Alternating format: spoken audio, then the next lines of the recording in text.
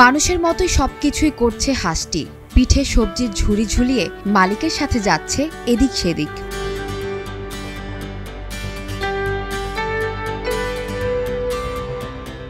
হাঁসটি তার মালিককে সব ধরনের সহযোগিতা করছে, যা বলছে তাই শুনছে।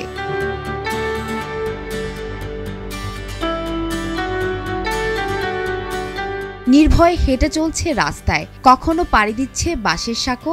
সাদা রঙের হাঁসটি দেখতে যেমন সুন্দর, তেমনি এটিকে আদর করতেও ইচ্ছে করবে যে কারো।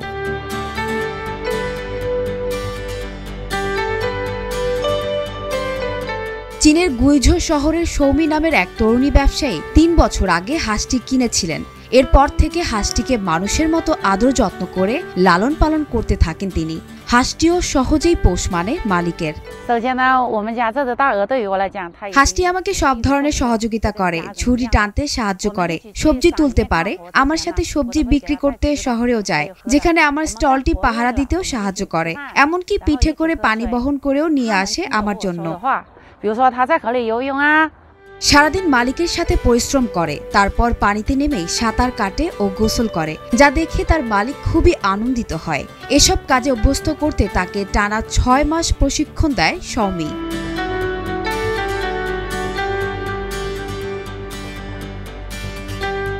এভাবে সময়ের সাথে সাথে দুজন খুব ঘনিষ্ঠ হয়ে ওঠে এবং হাঁসটি তার মালিককে বিপদ থেকে রক্ষা করতেও এগিয়ে আসে। একবার সৌমির এক বন্ধু তাকে ধমক দিলে হাঁসটির সামনে এসে দাঁড়ায় এবং তার মালিককে রক্ষা করে, যা দেখে সৌমি অবাক হয়ে যায়।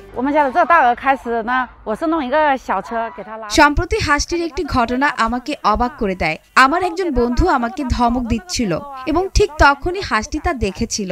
তারপর সে দৌড়ে এসে আমার সামনে দাঁড়ায় এবং আমাকে রক্ষা করে। আমি ও আমার বন্ধু তার এ ধরনের কাজে খুব প্রভাবিত হয়েছিলাম। আসলে সত্যিকারের আদর ভালোবাসা এমনই এক জিনিস যার কাছে হার মানে পশু প্রাণীও, যার জ্বলন্ত প্রমাণ সৌমির হাঁসটি।